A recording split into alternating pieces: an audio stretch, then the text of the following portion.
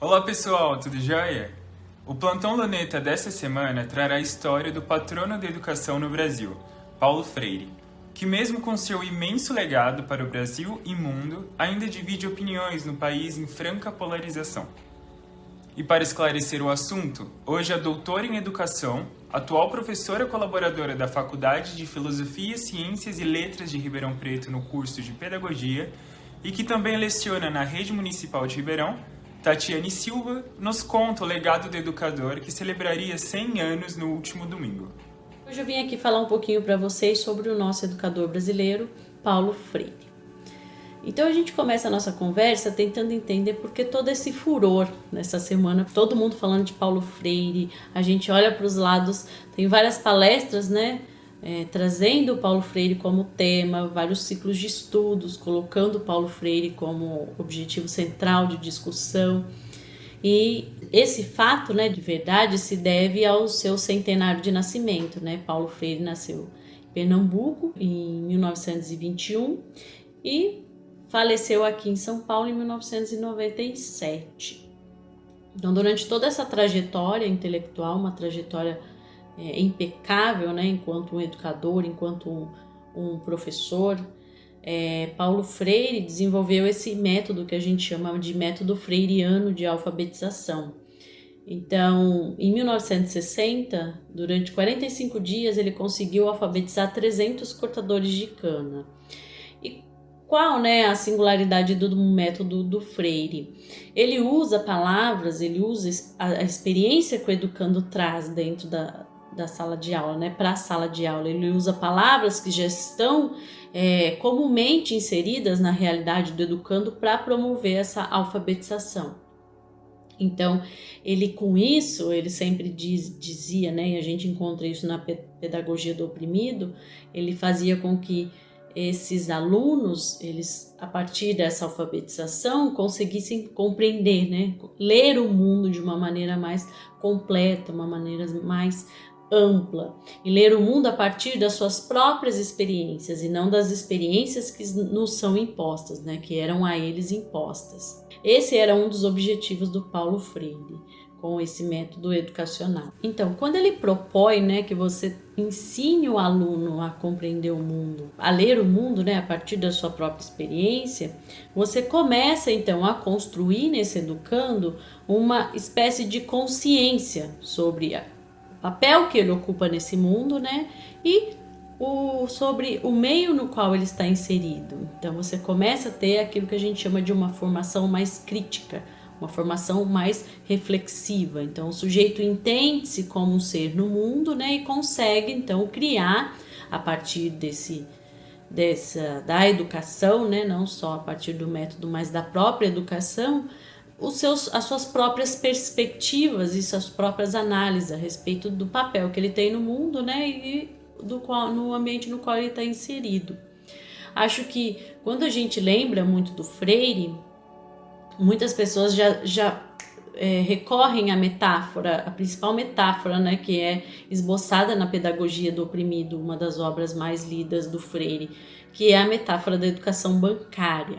Então, essa metáfora da educação bancária pressupõe, aquilo que a gente chama um estabelecimento de semelhanças, uma analogia entre um processo que é feito no banco, um depósito, e o trabalho do professor, como apenas um depositário de conhecimento no aluno. Então, a metáfora bancária, quando ela é esmiuçada, você tem a ideia de que o dinheiro, o depósito, está para o banco, assim como o conhecimento, está para o aluno. Ou seja, o dinheiro ele é depositado lá no banco e aí você vai acumulando dinheiro até que você tenha um montante que você precisa.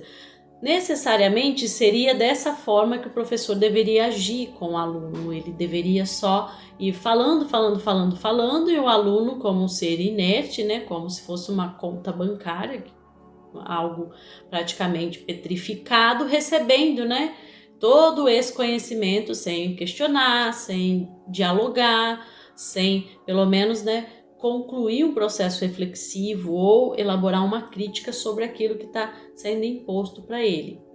E essa é a principal crítica do Freire. A educação tradicional, ela tem por mote, né, esse conhecimento, esse tipo de transmissão de conhecimento. É uma fala, é uma comunicação, é uma fala para o outro. Você não tem a participação do outro na construção desse processo reflexivo. Então o aprendizado, ele se torna algo petrificado, algo mecânico, algo no qual o aluno é um ser inativo, é um ser que não pode contribuir, porque quem detém o dinheiro na metáfora freiriana, ou quem detém o conhecimento, é o professor. Ele é o único que pode fazer esse depósito. Então o Freire, ele ataca, né, toda essa educação bancária, né, que é chamada por ele, porque ele defende uma educação mais crítica, uma educação mais emancipadora. Ou seja, o aluno, ele não é esse ser inativo, ele não é essa conta vazia na qual a gente vai depositando as coisas. O aluno, ele já tem as suas experiências de vida, ele já traz uma história consigo. E o professor precisa, então, a partir do conhecimento dessa história, dessas vivências e dessas experiências, e então construindo juntamente com o aluno esse aprendizado, esse conhecimento. Então, o processo de ensino é um processo conjunto em que professor e aluno, né, constroem todo esse percurso. E aí você vê que a comunicação aqui, né, acho que é um dos principais pontos do Freire, né, a questão do diálogo, da dialogicidade dentro da sala de aula. É um diálogo que não é aquele diálogo que a gente tem na educação tradicional, né, que o professor fala, o aluno escuta, o professor manda, o aluno escuta. Às vezes o aluno interrompe, mas ele é logo silenciado, porque o que ele está trazendo, né, que é da vivência dele, não estava no planejamento do professor. Então o aluno, ele é afastado, né, a fala, ela é de certa forma abafada. Esse método dialógico do Freire, que a gente também consegue tirar das suas proposições, propõe totalmente o contrário, propõe isso que a gente vem explicando, que o aluno seja um ser ativo, que o conhecimento ele possa ser algo que não é algo petrificado, mas é algo que tem que se refletir em cima, tem que haver uma crítica, tem que haver uma participação, uma dialogicidade entre aluno e entre professor na construção desse conhecimento, na construção desse aprendizado e na própria dinâmica da aula. O aluno, ele precisa participar, trazendo as suas percepções, trazendo a sua leitura de mundo, para que então ele possa fazer, né, construir aquela consciência tão objetivada por Freire, né, o que ele é no mundo, né, que sujeito que ele é no mundo, como ele pode atuar para melhorar a sua condição no mundo.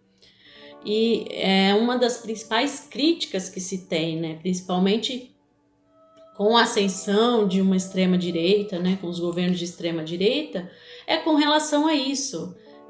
Não se, como se diz, não quer o pobre para pensar, quer o pobre para executar o que o dominante, né, o que o dominador manda.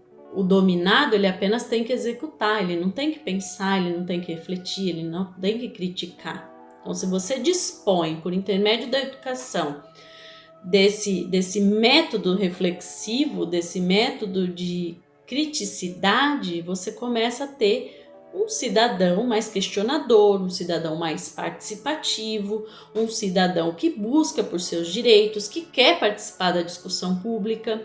E essas ferramentas do diálogo lhes são proporcionadas por intermédio da educação, dessa educação que Freire defende, né? Não da educação tradicional. Então, necessariamente implica uma participação política. Eis a questão. A questão é, toda educação é uma educação política, e Freire defendia isso. Então, por isso que se você vê aquele movimento de escola sem partido, que o professor não pode se posicionar, não pode haver um debate assim, mas como que a gente tira, né, das pessoas algo que já lhe é de fato de direito, né, a participação nas discussões públicas, a participação na vida política. E era isso que o Freire buscava, era isso que o Freire proporcionava a partir das suas concepções e a partir do seu método de alfabetização. É uma questão que me intriga assim, e muito, porque quando a gente vai para fora, né, no exterior, o Freire ele é muito citado, ele é muito trabalhado. As suas obras a Pedagogia do Oprimido, ela tem várias e várias edições de tradução em inglês, né? Então lá nos Estados Unidos o Freire ele é tomado, né? Ainda mais com a questão do crítico cultural norte-americano Henri Giraud. O Giraud ele tem um apreço, né, pelo Freire e escreve também vários textos com ele e diz que ele é o pai da pedagogia crítica, né, que é muito adotada lá e pouco adotada aqui. Então, as pesquisas agora, tem muita pesquisa boa sobre o Freire, tem muitos pesquisadores no Brasil muito bons a respeito do Freire, mas a questão que fica é porque lá você tem as obras do Freire já sendo pensadas, né, as ideias do Freire já sendo pensadas e colocadas em prática dentro de determinadas escolas, né, resguardadas as suas particularidades. Mas ele é lido, você reflete a partir das ideias dele lá nos Estados Unidos e em outros países também. Ele é mundialmente reconhecido por suas ideias inovadoras, que são dão suporte para que as pessoas então criem novos métodos de ensino a partir daquilo que ele defendia. Então, uma coisa que me intriga muito, né, que eu senti muita diferença com relação a essa questão, foi que quando estava nos Estados Unidos eu já via um Freire, né, as concepções freirianas um pouco mais desenvolvidas, então não se buscava mostrar que Paulo Freire é importante. Já se reconhece a importância do Paulo Freire, reconhece a particularidade dos seus escritos, das suas proposições e a partir dali se transpõe para poder criar em cima do que ele deixou. E às vezes quando a gente tem que retomar, né, o Freire no centenário e explicar por que o Freire é importante, acho que a gente tem que se perguntar, né, em que momento a gente deixou o Freire ser esquecido de certa forma, né, em que momento ele se mostrou não importante para a gente, porque o Freire ele é importante a todo momento, ele tem que ser lido, tem que ser discutido dentro dos cursos de formação, dentro dos cursos de licenciatura. O Freire tem que ser uma figura muito mais presente, muito mais, e não só discutir as suas ideias, né, entender, refletir, criticar e criar a partir do que ele nos deixou, né? Para a gente poder, então, avançar cada vez mais nas discussões sobre a educação. O problema da disciplina não é só um problema ético, não é só um problema pedagógico, porque é, sobretudo, também um problema político. Quer dizer, a educadora precisa estar muito clara do ponto de vista político de qual é a sua vocação. Qual é o seu gosto, não vocação, qual é o seu gosto, qual é o seu sonho, qual é o tipo de sociedade que um de nós, como professor, pensa, qual é a minha utopia. Quer dizer, o que eu quero é uma sociedade brasileira menos injusta, menos feia, menos malvada, mais democrática, mais aberta, menos elitista, mais popular. É isso que eu estou querendo. Se é isso que eu estou querendo, eu não posso ser um autoritário.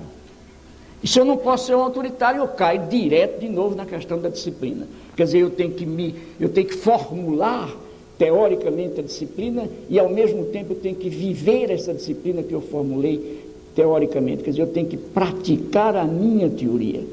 Quer dizer, isso passa pela formação também.